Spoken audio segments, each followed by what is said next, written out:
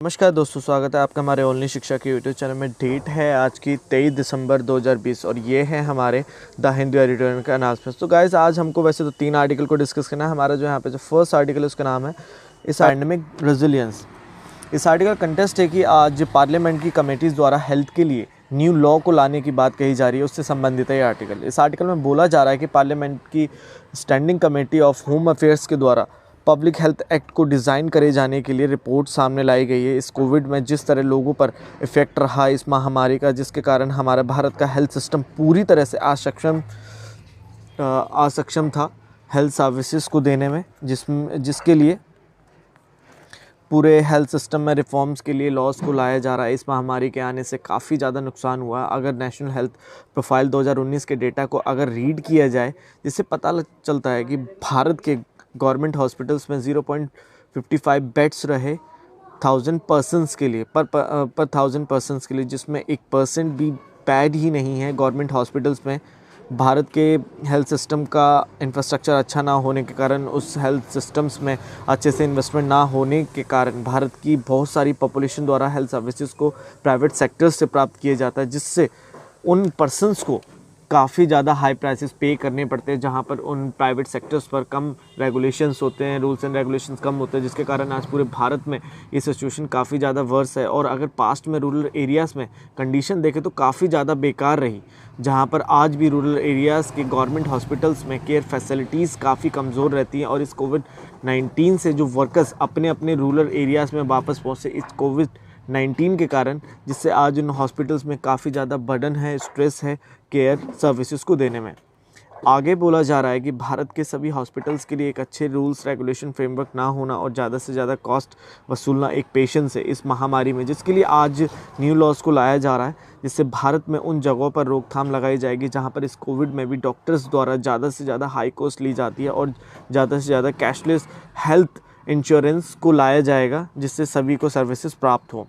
New laws को लाया जाएगा जिससे हेल्थ केयर सर्विसेज के प्रोविज़न को अच्छे से रन किया जा सकेगा, जिससे पूरे सिस्टम में रिफॉर्म्स करे जा सकेंगे और इन पॉलिसीज़ को हटाया जाएगा, जिसके कारण पूरे स्ट्रक्चर में करप्शन किया जाता है। आज भारत पूरे वर्ल्ड में एक मेन लीडर है सस्टेनेबल डेवलपमेंट गोल्स के लिए, जिसके द्वारा बहुत सारे एग्रीमेंट्स में पार्टिसिपेट किया गया अभी तक, लेकिन जिसके बावजूद इंडिया में अभी भी प्रत्येक पर्सन को राइट टू हेल्थ का अधिकार देने और उन्हें सर्विसेज देने में सक्षम ही नहीं बन पाया है नेशनल हेल्थ पॉलिसी के अंतर्गत। पार्लियामेंट की कमेटी द्वारा पूरे हेल्थ केयर सिस्टम में एक कमी देखी गई है कि पेशेंट का हेल्थ इंश्योरेंस का ना होना, जिसके कारण कई बार हॉस्पिटल्स बेड एफर्ड ना कर पाने के कारण उन्हें ट्रीटमेंट ही नहीं दिया जा पाता, जैसा कि इस कोविड के आने से हुआ। और इस कोविड में कंपनीज़ के द्वारा अपने इंश्योरेंस के प्रीमियम्स को बढ़ाना, जो सीनियर सिटीजन्स के लिए 25% तक बढ़ा दिए गए हैं, जो दूसरा कारण रहा 1% को हेल्थ केयर सिस्टम में दूर रखने का। और इंश्योरेंस रेगुलेटरी और डेवलपमेंट अथॉरिटी द्वारा इंश्योरेंस के लिए एज लिमिट्स करना 65 एज तक, जिससे भी सीनियर सिटीजन्स को हेल्थ केयर सिस्टम से दूर रखा जा रहा है। आज इस एज लिमिट्स को हटा देना चाहिए और इंश्योरेंस के लिए इक्वल टैक्स फंडेड सिस्टम को लाना चाहिए, जिससे सभी को इंश्योरेंस प्राप्त हो हर एक सिचुएशन में, जिसमें गवर्नमेंट को उन केयर प्रोवाइडर्स को पे करना चाहिए डायरेक्टली जब एक पर्सन द्वारा उस इंश्योरेंस को यूज़ में लाया जाता है टैक्स फंडेड सिस्टम के आधार पर। इस रिकमेंडेशन को इम्प्लीमेंट में लाना चाहिए गवर्नमेंट को, और इस रिफॉर्म का एक हिस्सा बनाना चाहिए। और साथ ही साथ गवर्नमेंट को कुछ स्ट्रिक्ट रूल्स रेगुलेशन लाने चाहिए हेल्थ केयर के कमर्शियल में, जो प्राइवेट सेक्टर्स हैं जिनके द्वारा ज़्यादा से ज़्यादा कॉस्ट ली जाती है केयर सर्विसेज के लिए, और गवर्नमेंट को अपने मेडिकल ड्रग्स के दाम कम कर देने चाहिए, जिससे उन्हें अच्छे से डिस्ट्रीब्यूट किया जा सके। ये रिफॉर्म्स ऐसे हों जिन्हें सही टाइम पर यूज़ में लाया जाए, एक और सभी स्टेट्स के साथ मिलकर अच्छे से हेल्थ सर्विसेज दी जा सकें सभी पर्सन को, जिसमें स्टेट द्वारा इन रिफॉर्म्स को लागू किया जाए। अंत में बोला जाता है कि आज कोविड के कारण हेल्थ सर्विसेज का अच्छा ना होना, जिससे मोस्ट पॉपुलेशन द्वारा प्राइवेट हेल्थ सेक्टर्स को यूज़ में लाना, जिसके लिए आज गवर्नमेंट को अपने लॉज में चेंजेस करने होंगे, और भारत की पूरी जीडीपी का 2.5 पब्लिक स्पेंडिंग के लिए जो रखा गया है उसे पब्लिक के लिए यूज़ में लाया जाए, जिससे पूरे भारत में सभी को अच्छे से हेल्थ केयर सर्विसेज दी जा सके। हमारा जो नेक्स्ट आर्टिकल है उसका नाम है 5 years since Paris an opportunity to build back better। इस आर्टिकल में आज पेरिस एग्रीमेंट से संबंधित है क्लाइमेट चेंज प्रॉब्लम्स के लिए बात बोली जा रही है। बोला जा रहा है कि दिसंबर 12 को पेरिस एग्रीमेंट को लाया गया था, जिसके आज पूरे 5 साल कंप्लीट हो चुके हैं इस एग्रीमेंट के, जिसमें इंटरनेशनल कम्युनिटी जैसे यूरोपियन यूनियन और इंडिया द्वारा मिलकर क्लाइमेट एम्बिशन 2020 पर शामिल हुए थे, जिससे पूरे वर्ल्ड से एमिशन की समस्या को ख़त्म किया जा सके आने वाले सालों में, जिसमें आने वाली जनरेशन को इस क्लाइमेट चेंज की समस्या से ना जूझना पड़े। पास के पिछले 5 सालों में पेरिस एग्रीमेंट के आने से बहुत कम चेंजेस हुए हैं और आज पूरे वर्ल्ड में कोविड की समस्या के कारण पूरा वर्ल्ड आज कोविड के साथ साथ क्लाइमेट चेंज की प्रॉब्लम्स में भी फंस कर रह गया है आज, जिसमें आज सभी देशों की इकॉनमी काफ़ी ज़्यादा नष्ट हुई है। आगे बोला जाता है कि आज इस कोविड में ये पॉल्यूशन की समस्या भी काफ़ी ज़्यादा बढ़ गई है। अगर इस प्रॉब्लम पर ध्यान नहीं दिया जाता तो शायद कल को कोविड की तरह ये महामारी भी आ सकती है। आज इस क्लाइमेट चेंज की प्रॉब्लम्स को ख़त्म करने के लिए पूरे ग्लोबली में ज़्यादा से ज़्यादा ग्रीन इन्वायरमेंट को बनाना चाहिए। आज इस कोविड में ये करना काफ़ी मुश्किल है, लेकिन कोविड की महामारी के बाद ग्रीन इकॉनमी बनाई जा सकती है। पिछले साल दिसंबर 2019 में यूरोपियन कमीशन द्वारा यूरोपियन ग्रीन डील को लॉन्च किया गया था, जिसका एम था कि क्लाइमेट चेंज में से पॉल्यूशन को पूरी तरह ख़त्म किया जाए 2050 तक में, जिसके लिए यूरोपियन यूनियन द्वारा लॉन्ग टर्म बजट्स को लाया गया था इस क्लाइमेट चेंज की समस्या के लिए, जिसके लिए $500 ट्रिलियन से भी ज़्यादा का बजट एलोकेटेड किया गया था। क्लाइमेट को न्यूट्रल करने के लिए 2050 तक में यूरोपियन लीडर्स द्वारा एक और एग्रीमेंट्स को लाया गया, जिसमें टारगेट्स फिक्स किया गया था। 2030 तक ग्रीन हाउस गैस एमिशन को 55% तक कम किया जाएगा 1990 के मुकाबले में। इसके लिए आज यूरोपियन यूनियन द्वारा उन टेक्नोलॉजी का यूज़ किया जाता है जिनसे एमिशन कम से कम हो, जिसके लिए सोलर एनर्जी को बढ़ाने के लिए सोलर फोटोवोल्टिक की कॉस्ट को 82% तक कम कर दिया गया 2010 से लेकर 2019 तक में, जिससे आने वाले समय में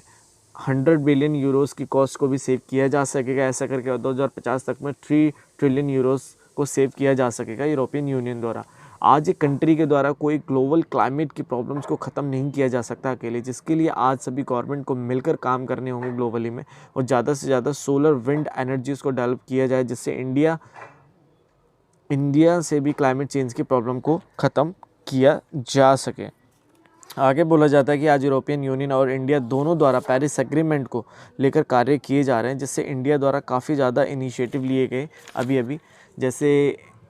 international solar alliance leadership group for industry transition, India और यूरोप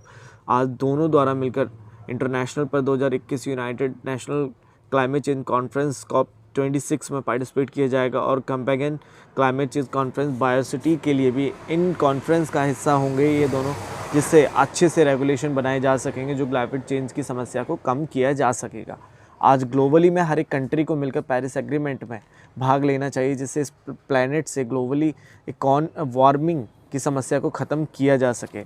आज पेरिस एग्रीमेंट के बाद भी इंटरनेशनल कम्युनिटी द्वारा नेट ज़ीरो एमिशन टारगेट्स को लाया जा रहा है, जिससे 2030 तक इस एमिशन को ख़त्म किया जा सके, और साथ ही साथ जो कंट्रीज़ पेरिस एग्रीमेंट का पार्ट हैं उन्हें $100 बिलियन की क्लाइमेट फाइनेंसिंग दी जाएगी, जिससे क्लाइमेट के संदर्भ में कार्य किए जा सके, क्लाइमेट फ्रेंडली टेक्नोलॉजीज़ को यूज़ में लाया जा सके, और यूरोप और इंडिया दोनों द्वारा मिलकर ग्रीन इन्वेस्टमेंट होगी टेक्नोलॉजीज़ में, जिससे कम से कम एमिशन होगा। आज अंत में बोला जाता है कि आज सोसाइटी से इस ग्लोबल क्लाइमेट चेंज की समस्या को अनदेखा नहीं किया जा सकता। अगर आज किया जाता है तो शायद कुछ सालों में क्लाइमेट चेंज की महामारी होगी, जिससे आने वाली जनरेशन पर काफ़ी इम्पैक्ट रहेगा। आज अच्छी पॉलिसीज़ होना ही सिर्फ ज़रूरी नहीं है, उन्हें इम्प्लीमेंट भी किया जाना चाहिए हर एक गवर्नमेंट के द्वारा, हर एक इंडिविजुअल द्वारा, जिससे पेरिस एग्रीमेंट के अच्छे आउटकम्स प्राप्त हों और क्लाइमेट चेंज को न्यूट्रल किया जा सके, जिसके लिए आज वर्ल्ड के best scientist, business people, policy maker, academics, civil society organisations means NGO, citizen द्वारा मिलकर कुछ न्यू फ्रेमवर्क लाए जाएँ, जिससे इस प्लैनेट को सेव किया जा सके। तो चलते हैं हमारा जो थर्ड आर्टिकल है उसका नाम है डीलिंग द इनएविटेबल। इस आर्टिकल कंटेस्ट एक गवर्नमेंट द्वारा रिस्ट्रक्चर करना लोन्स के लिए, जिसके कारण उन केसेस में कुछ मोशन ही नहीं आ पा रहा है, जिसके कारण आज भी वो इंसॉल्वेंसी में सस्पेंशन लगी हुई एक डिले दिख रहा है। गवर्नमेंट द्वारा आज उन प्रोविजंस पर रोकथाम है इंसॉल्वेंसी और बैंकरप्टी कोड पर 2016 में लाया गया था, जिन पर सस्पेंशन रहेगा 31 मार्च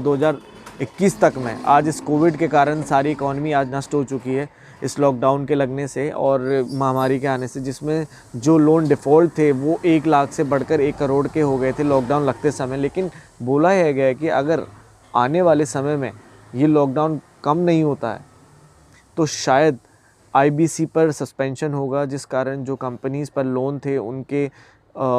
उनकी अभी तक इंसॉल्वेंसी प्रोसेस ही नहीं हो पाई है। और जो इंसॉल्वेंसी प्रोसेस को लाया गया है जून मंथ में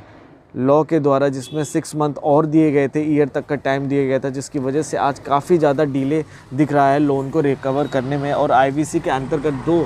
जो 6 महीने दिए गए थे वो तो ख़त्म हो चुके हैं अभी तक, जिसके लिए दोबारा से एक डेट निकाली गई 25 दिसंबर तक की। और अभी फाइनेंस मिनिस्टर द्वारा आगे सस्पेंशन को बढ़ाने के लिए बात सामने लाई गई है, लेकिन जिसमें भारत की इकॉनमी रिकवरी नहीं हो पाएगी। आगे बोला जाता है कि फाइनेंस मिनिस्टर द्वारा अभी कई सेक्टर्स में ग्रोथ अच्छी होने का डेटा दिया गया है, लेकिन आज गवर्नमेंट को उन सेक्टर्स को भी जानना चाहिए जो आज ट्रबल में है। आज इंसॉल्वेंसी की प्रोसेसिंग ना होने से जिससे वो स्मॉल मीडियम बिजनेसेस पर असर रहेगा, जिससे उनके लोन की इंटरेस्ट बढ़ते ही रहेंगे, जिससे शायद बैंकरप्टी होगी उनके अकाउंट्स में लोन्स के ऊपर लोन्स पर। और आज सभी सस्पेंशन से एक बैंक पर सबसे ज़्यादा आता है बर्डन, बैंक पर, जिसके कारण बैंक एक लोन देने में सक्षम ही नहीं हो पाएगा एक इंडस्ट्री को। इस सस्पेंशन के कारण काफ़ी सारे बिजनेसेस ख़त्म हो गए हैं। जब उन पर इंसॉल्वेंसी आई है तो जिसके लिए गवर्नमेंट को रिस्ट्रक्चरिंग करनी चाहिए लोन्स के अंतर्गत, जिससे रिकवरी हो सके पूरी की पूरी जल्द से इकॉनमी में। तो गाइस ये था आज का हमारा the Hindu editorial announcement. I wish कि आपको समझ आया होगा। अगर आपको वीडियो अच्छी लगी तो प्लीज़ वीडियो को जल्दी से लाइक, शेयर एंड सब्सक्राइब जरूर करें। Thank you very much.